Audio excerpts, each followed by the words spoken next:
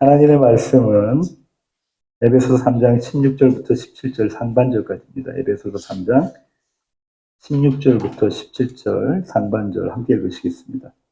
그의 영광의 풍성함을 따라 그의 성령으로 말미암아 너희 속사람을 능력으로 강건하게 하시오며 믿음으로 말미암아 그리스도께서 너희 마음에 계시게 하시옵고.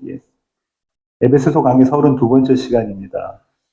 에베소서 3장 16절부터 17절 상반절을 갖고 임재라는 제목으로 함께 나누길 원합니다. 부제목은 강건하게 하시며입니다. 오늘 설교 제목이 임재입니다. 이 단어는 우리에게 익숙합니다. 그죠? 누구의 임재라는 거죠? 하나님의 임재, 성령의 임재죠. 그래서 이 임재라는 단어는 거룩한 느낌을 우리에게 가져다 줍니다. 그런가요? 위로와 평안의 그런 감정으로 우리에게 다가오기도 합니다. 그런데 이 단어를요, 같은 뜻을 가진 이런 단어들로 바꾸면 어떨까요? 접신, 친접, 신내림. 느낌이 확 달라집니다. 그죠? 신이 내렸다. 신과 교통한다. 신과 한몸 되었다. 똑같은 의미의 단어가 이렇게 느낌이 다릅니다. 좀 희한합니다. 그죠? 깨름칙하긴 해도 임재는 신이 내렸다는 거예요. 그런가요? 신과 접했다는 겁니다. 신과 한몸 되었다는 거예요. 우리는 신과 한몸 된 사람들입니다. 그것이 임재입니다. 하나님, 그 신이 나에게 임하였다. 우리가 잘 부르는 찬양 가운데 이 임재라는 제목의 찬양이 있습니다. 가사가 이렇습니다. 하늘의 문을 여소서, 이곳을 주목하소서, 주를 향한 노래가 꺼지지 않으니 하늘을 열고 보소서, 이곳에 임재하소서, 주님을 기다립니다. 기도의 향기가 하늘에 닿으니 주여 임재하여 주소서, 이곳에 오셔서 이곳에 앉으소서, 이곳에서 드리는 예배를 받으소서. 주님의 이름이 주님의 이름만이 오직 주의 이름만 이곳에 있습니다. 함께 찬양하시겠습니다.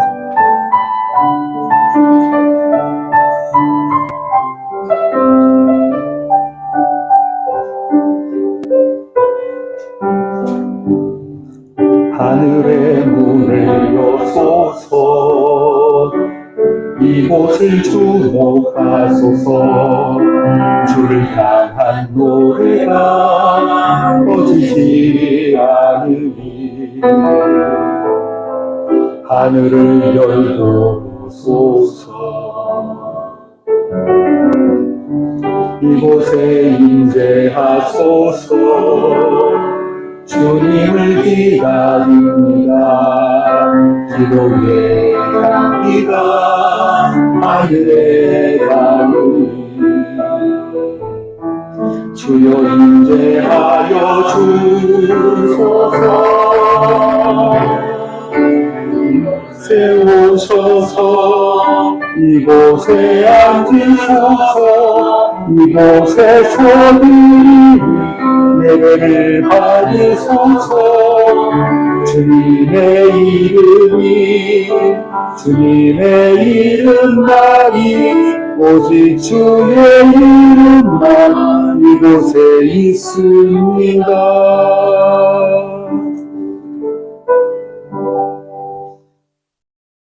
이 찬양이 임재예요. 그런데 제가 이 찬양에 대해서 이런 질문을 받은 적이 있어요. 오래전에. 하나님은 우리와 늘 함께 계시는데, 그렇게 항시 임재하시는데 왜 이런 가사의 찬양으로 노래를 부르느냐? 어떤 의미인지 아시겠죠? 찬양의 가사가 못마땅하다는 겁니다. 왜 하나님 오세요, 하나님 오세요. 하나님 우리와 늘 함께 하시는데. 오늘 본문도 이런 질문을 갖게 해요. 17절 상반절 한번 보실까요? 믿음으로 말미암아 그리스도께서 너희 마음에 계시게 하시옵고. 그런가요? 이미 그리스도가 우리 마음에 계시는데 왜 우리 마음에 그분이 계시도록 기도한단 말입니까? 사도가 지금 기도를 하고 있는 거예요. 에베소 교회를 향해서. 신이 들어왔다 나갔다 그러는 건가요? 하나님이 들어오셨다 나가셨다 이러는 건가요? 도대체 사도는 왜 이런 기도를 했을까? 이 질문을 갖고 오늘 말씀을 나눠보도록 하려고 합니다. 지난 시간에 우리는 사도의 기도를 살펴보았습니다. 먼저 사도의 기도는 다음과 같은 구조를 갖고 있습니다. 지난주에 본 화면인데요. 14절, 15절 기도의 도입, 지난주에 나눴죠. 오늘 시작하는 16절부터 19절이 기도의 내용이고요.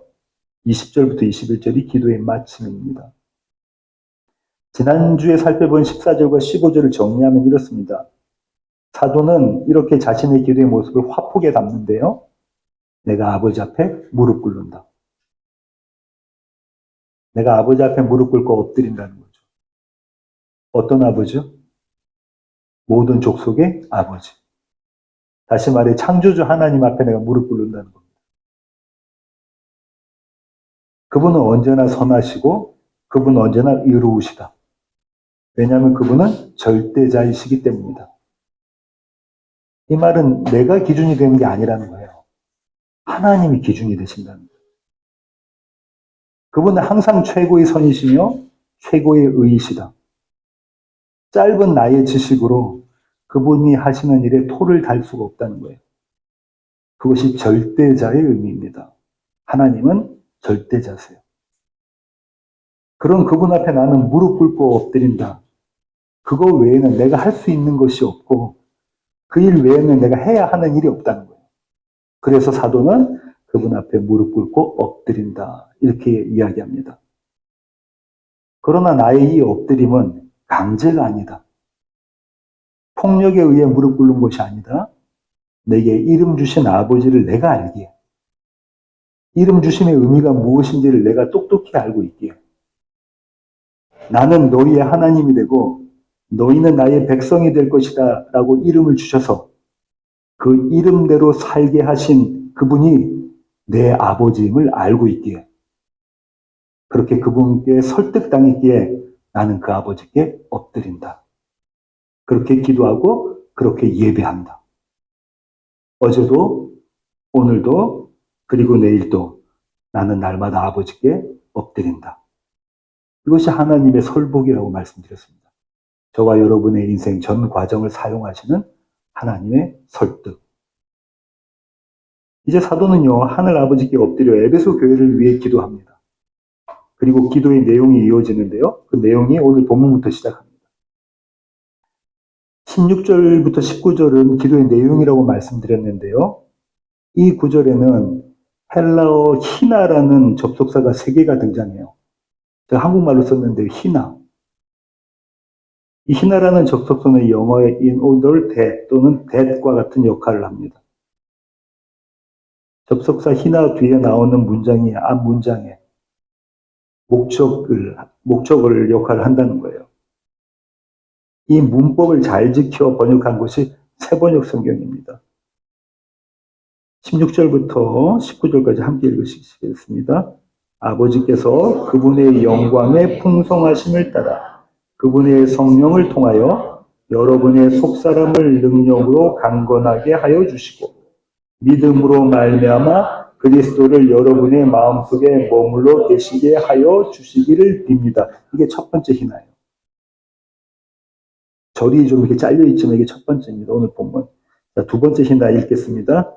여러분이 사랑 속에 뿌리를 받고 털을 잡아서 모든 성도와 함께 여러분이 그리스도의 사랑의 너비와 길이와 높이와 깊이가 어떠한지를 깨달을 수 있게 되고 지식을 초월하는 그리스도의 사랑을 알게 되기를 빕니다. 이것이 두 번째 의미입니다.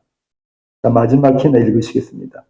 그리하여 하나님의 온갖 충만하심으로 여러분이 충만하여지기를 바랍니다. 마지막 희나는 앞선 두 희나의 결과에 대한 이야기입니다. 오늘은 이 3가지 기도 내용 중 첫 번째 내용을 보고 있는 중입니다. 오늘 본문의 헬라어 구조를 살려 번역하면 다음과 같습니다. 나는 너희에게 주시기를 기도한다. 나는 하나님 아버지께서 너희에게 주시기를 기도한다는 거예요. 무엇을요? 너희의 속사람이 강건해지길. 지금 에베소 교회의 성도들이 낙심 가운데 있어요. 연약한 가운데 있습니다. 너희의 속사람이 강건해지기를, 그 강건해지는 것을 아버지께서 너희에게 주시기를 원한다. 어떻게 해요? 어떤 수단으로 한다죠? 하나님의 영광의 풍성함을 따라 그분의 영으로, 그분의 능력으로. 정리하면 이렇습니다. 그의 영광의 풍성함을 따라 그의 영으로, 그의 능력으로 너희 속사람을 강건해지게 하시기를 내가 아버지 앞에 기도한다. 그러니까 사도의 첫 번째 기도는요, 에베소 교회 성도들이 힘을 갖는 거예요. 힘이 없잖아요. 연약한 가운데 있잖아요. 나는 너희가 힘을 갖기를 원한다라고 기도하고 있어요. 어떤 힘이요? 속사람이 강건해지는 힘. 여기서 우리는 이런 질문을 갖게 됩니다. 속사람이 강건해지다는 것은 무슨 뜻인가? 속사람이 강건해지다는 것은 무슨 뜻인가? 사도는 이에 대한 답을 바로 이어서 합니다. 그것이 그리스도께서 너희 마음에 계시는 것. 속사람이 강건해진다는 것은요, 그리스도가 우리 마음에 계시는 것이 속사람이 강건해지는 겁니다. 그리스도께서 너희 마음에 계시게 하시옵고, 이 기도는 우리를 설교 처음에 우리가 가졌던 그 질문으로 우리를 소환시켜요. 우리가 예수 믿으면 그때부터 우리 마음에 그리스도가 계신 것 아닌가? 성경은 그렇게 말하고 있지 않은가? 사도의 이 기도, 이미 우리 안에 계신 그리스도를 다시 우리 안에 계시게 해달라는 것은 무슨 말인가? 사도는 대사도 바울입니다. 그가 한 말이고 성경에 기록되어 있는 말이니까 이 말이 틀린 말은 아닐 거예요. 그렇다면 사도가 지금 하고 있는 이 말은 무슨 의미인가? 여기서 제가 여러분께 질문 드릴게요. 우리 안에 예수 그리스도가 계십니까? 대답이 우리 안에 예수 그리스도가 안 계신 분이 많네요. 그죠? 우리 안에 예수 그리스도가 계세요? 그분은 우리 안에 계십니다. 그럼 그분이 어떻게 우리 안에 계시죠? 16절에 힌트가 있어요. 본문을 보세요. 어떻게 우리 안에 계십니까? 맞습니다. 성령으로, 그분의 영으로 우리 안에 계세요. 여기에는 반론의 여지가 없어요. 성경의 곳곳에 그것을 증거하고 있거든요. 그렇다면 우리는 그리스도가 우리 안에 계시다라는 것이 무슨 뜻인지를 알아야 됩니다. 그리스도가 우리 안에 계시다라는 것이 도대체 무슨 뜻인가 이걸 알아야 됩니다. 그분이 우리 안에 계시다는 것은 곧 그분이 우리를 다스리신다는 거예요. 왜냐하면 그분은 우리의 왕이시기 때문에 그렇습니다. 그분은 우리의 주인이시라 그런 거예요. 왕과 주인은 백성과 종을 다스립니까? 통치 행위가 없으면 왕도 아니고 주인도 아니에요. 그렇죠. 명목상 왕이고 명목상 주인이지 통치 행위가 없으면 왕이 아니고 주인도 아닌 겁니다. 백성이 왕의 명령을 지키지 않으면 종이 주인의 뜻에 따르지 않으면 왕도 아니고 주인도 아닌 거예요. 그런가요? 이 말, 그리스도가 우리 안에 계시다는 것은 어렴풋한 관념이 아니에요. 예수가 우리 안에 계시지. 그냥 우리 머릿속에 생각하고 있는 사고, 관념 그런 게 아니라는 거예요.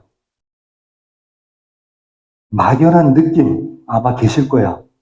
이런 거 아니라는 거예요. 손이 잡히는 거라는 겁니다. 그리스도가 우리 안에 계시면 그분이 우리를 통치하세요. 그분은 절대자신가요? 그분 힘을 갖고 계십니까? 그분은 우리를 다스리십니다. 그리고 그분의 통치는 우리의 삶으로 나타나요. 그럴 거 아닙니까? 그분이 우리를 다스리시면 그 다스리심, 그분의 통치는 우리의 삶으로 나타나요. 그분의 다스리심이 우리의 일상으로 표현이 됩니다. 우리 하루하루의 삶이 그분의 통치의 결과라는 거예요. 여러분께 다시 한번 질문을 드립니다. 여러분은 무엇으로 기뻐하십니까? 무엇으로 낙심하십니까? 무엇이 여러분을 즐겁게 하고 또 무엇이 여러분을 슬프게 합니까? 저와 여러분의 희로애락, 이 원인들은 모두 눈에 보이는 이 세상의 것들. 그렇죠? 그럴 수밖에 없습니다. 그런데 예수님은요, 그 눈에 보이는 것이 아닌, 눈에 보이지 않는 나라, 하나님 나라, 천국을 살라고 하셨어요. 그러셨나요? 왜냐하면 주님께서는 당신의 나라가 이 세상에 속한 것이 아니라고 말씀하셨거든요. 내 나라는 여기 속한 것이 아니에요. 요한복음 18장 36절 상반절입니다. 함께 읽으시겠습니다. 예수께서 대답하시되 내 나라는 이 세상에 속한 것이 아니니라. 빌라도의 법정 앞에서 돌아가시기 전에 분명히 말씀하신 말씀이 이 말씀이에요. 그러면 그분이 우리 안에 계셔서 우리를 다스리고 계시면 우리의 나라도 이 세상 나라가 아닙니까? 우리는 하나님의 나라의 백성이고 하나님의 나라를 지금 이 세상에서 살아가고 있단 말이죠. 하나님 나라를 살기 위해서는 그 나라의 주인의 통치를 받아야 합니다. 그분께 복종해야 돼요. 그런데 이것이 그렇게 호락호락하지가 않습니다. 결코 만만치가 않아요. 우리 모두는요, 눈에 보이는 것들에게 마음이 빼앗깁니다. 그것들을 주목하고 손에서 놓치지 않으려고 빠져나갈까봐, 행에 빠져나갈까봐 꽉 붙잡고 있는 게 저와 여러분의 모습이에요. 세상의 가치가 나의 가치가 되었어요. 우리의 가치가 되어버렸어요. 제가 그렇습니다. 다른 사람들을 말할 필요 없이 제가 그래요. 복음을 그렇게 오래 전했고 또 나눴고 했으니까 이제는 달라져야 되잖아. 그렇지 않습니까? 여러분처럼 집사로 평신도로 있다가 뒤늦게 신학을 하고 말씀을 연구하고 말씀을 전했어요. 그 말씀을 나눴어요. 그럼 지금 좀 달라져 있어야 되지 않습니까? 그런데 그렇지 못해요. 작은 말 하나에 마음이 상하기도 하고 불편한 마음으로 잠을 설치기도 합니다. 겉으로는 웃어도 속은 그렇지가 않아요. 겉과 속이 다릅니다. 왜 목사의 생각과 마음을 몰라줄까? 이런 마음이 들 때가 종종 있습니다. 제가 왜 이러는 줄 아십니까? 그리스도 그분이 주인이 아니라 제가 제 삶의 주인 돼서 그래요. 그분이 왕이 아니라 백필시기가 제 삶의 왕이 돼서 그렇다고요. 제가 보기에 좋은 것이 선이고 제가 하는 일들이 의라서 그렇습니다. 참 형편없는 목사입니다. 그죠? 근데 여러분의 목사의 모습이에요.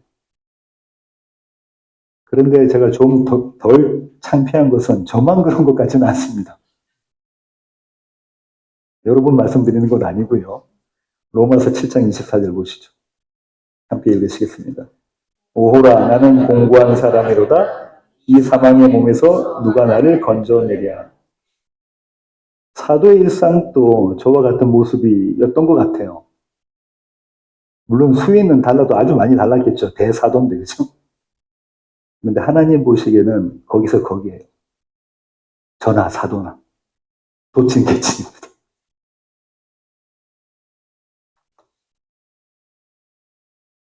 그래서 사도는 오늘 본문과 같이 기도합니다.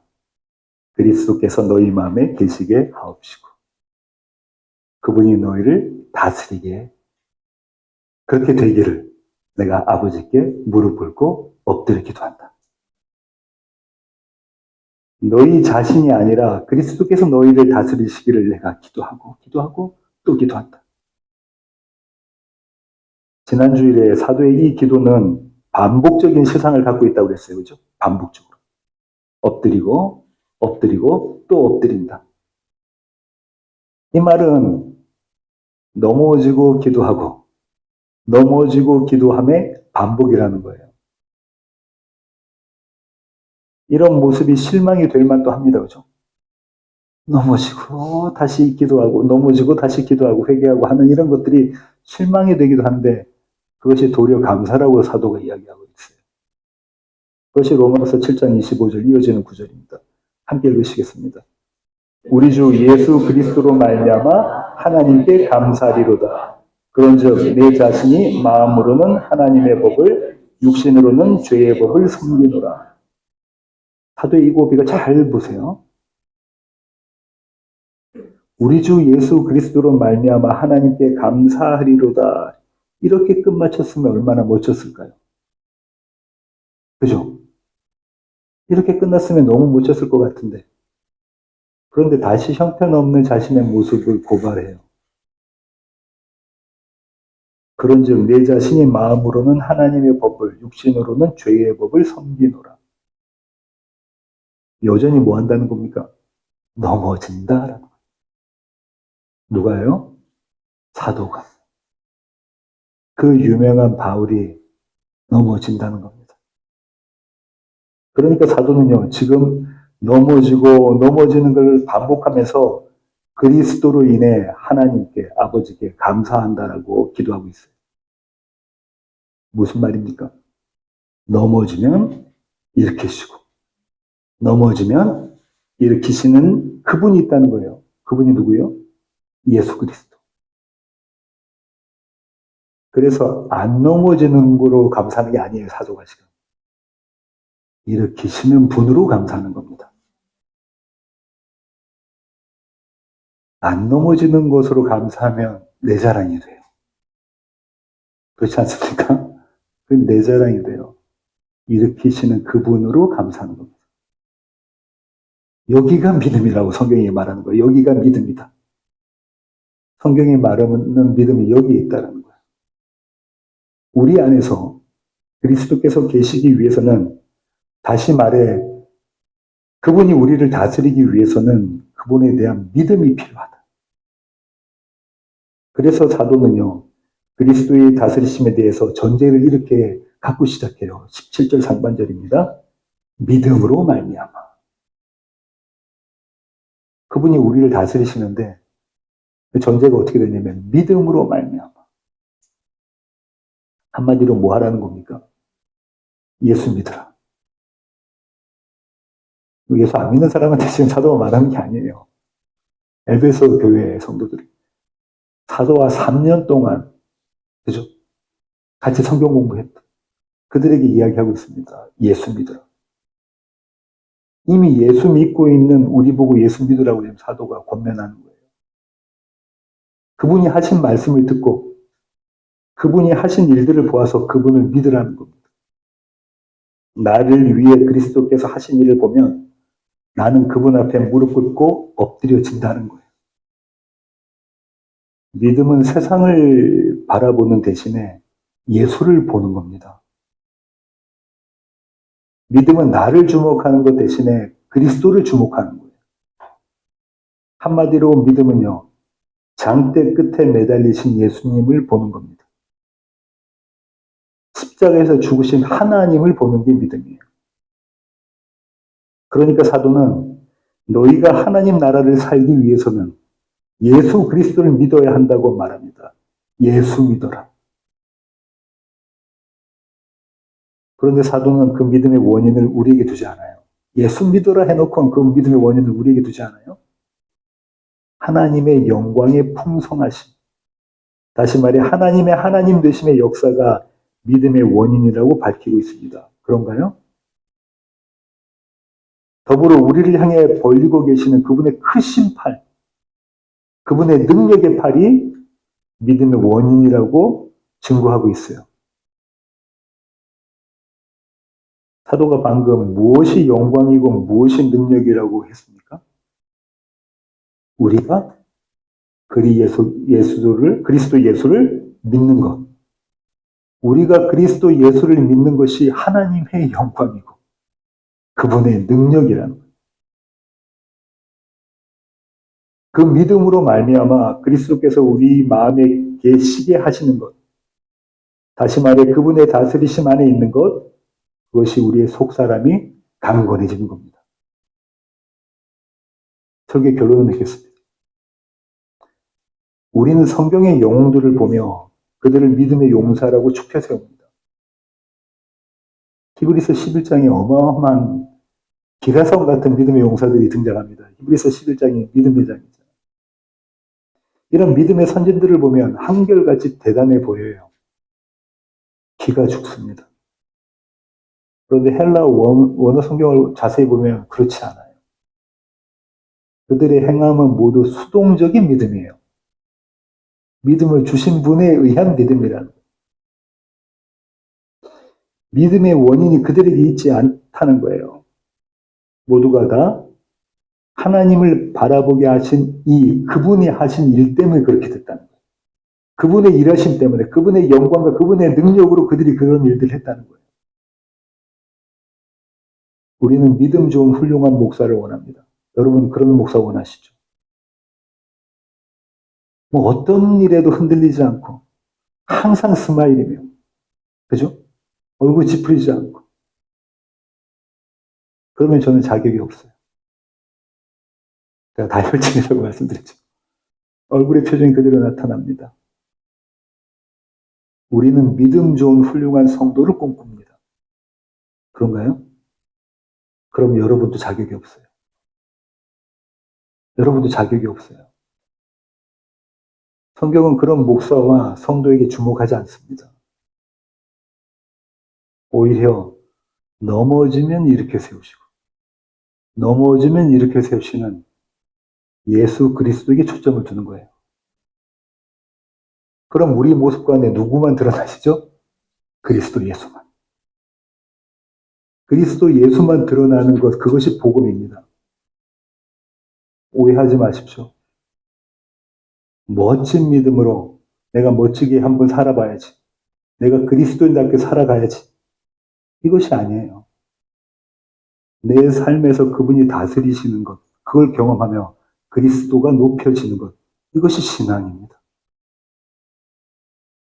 그래서 나의 연약함이 도리어 그분의 은혜의 자리가 돼요. 나의 부족함이 오히려 전도의 걸음이 됩니다. 사도가 그 말 한 거예요. 나의 연약함이 오히려 나에게 은혜의 자리더라. 나의 부족함이 오히려 나의 복음 전도, 선교의 걸음이더라. 하나님의 임재는 다시 말해 그분이 우리에게 임하시면 내 뜻이 그분의 뜻으로 꺾여집니다. 꺾이게 돼요. 왜냐하면 그분의 뜻이 언제나 옳기 때문에 그렇습니다. 그분이 언제나 선하시기 때문에 그래요. 할 수 없어서 어쩔 수 없어서 꺾이는 것이 아닙니다. 그분이 최고의 가치시기 때문에 꺾이는 거예요. 그분이 최고로 보배로운 분이시기 때문에 꺾이는 겁니다.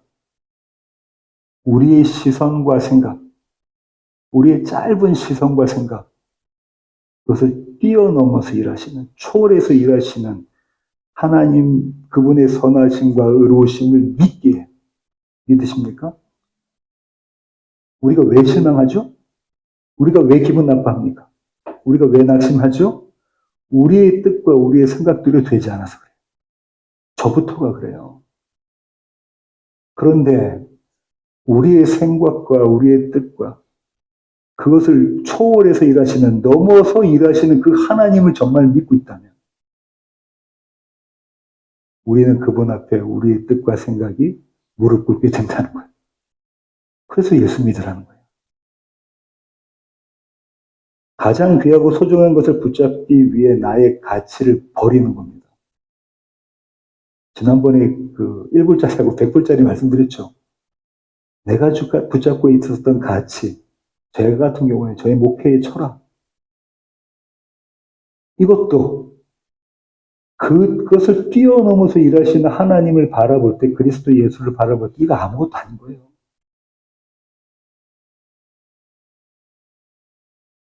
그것이 거룩입니다. 세상 그 무엇과도 구별하실 수 없는 그분이 거룩하신 분이에요. 그 어떤 것과도 비교할 수 없는 분이 거룩하신 분입니다. 하나님은 그렇게 거룩하세요. 저와 여러분은 어떻게 거룩을 얻게 된다고요? 그분 곁에 서 있는 것으로. 하나님은 거룩하시다고 여기는 사람들은 내 뜻이 아니라 그분의 뜻을 바랍니다. 그런 사람들은 그분의 다스리심에 나를 맡겨요. 그분이 가장 선하시고 의로우시기 때문에 그렇습니다. 제가 이렇게 설교하고 나서 여러분께 남게 되는 것이 우리 목사님 힘드셨나? 그러고 되면 제가 설교 잘못한 거예요. 그죠? 우리 가운데 일하시는 예수 그리스도 그분이 나를, 우리 목사님을, 우리를 붙잡고 가신다. 오늘 정태환 집사님이 기도하신 내용이 그 내용. 그래서 우리가 이렇게 기도합니다. 하늘에 계신 우리 아버지. 아버지의 이름을 거룩하게 하시며 아버지의 나라가 오게 하시며 아버지의 뜻이 하늘에서와 같이 땅에서도 이루어지게 하소서. 하늘에 계신 우리 아버지, 아버지의 이름을 거룩하게 하시며 아버지의 나라가 오게 하시며 아버지의 뜻이 하늘에서와 같이 땅에서도 이루어지게 하소서. 이 기도를 통하여 저와 여러분이 하나님의 임재 안에서 우리의 속사람이 강건해지길 바랍니다. 그렇게 지금 여기서 그분의 나라를 사는 우리이기를 소원합니다. 기도하시겠습니다. 주님, 그렇습니다. 하나님, 우리의 모습은 부족합니다. 우리의 모습은 연약합니다. 우리는 낙심 가운데 있습니다. 각기의 삶의 형편과 상황과 사정과 관계들은 다 다를지라도 우리는 낙심하며 삽니다. 하지만 이 낙심이 낙심으로 그치지 않는 것은 주님께서 일으켜 세우시기 때문입니다. 주님께서 생명 가운데에 두시기 때문입니다. 주님께서 하나님을 기뻐하고 즐거워하는 자리에 세우시기 때문입니다. 하나님, 이 하나님의 임재로 오늘을 살아가는 우리 낮은 울타리 모든 교회 가족 되게 하여 주시옵소서. 귀하신 예수님의 이름으로 기도합니다. 아멘.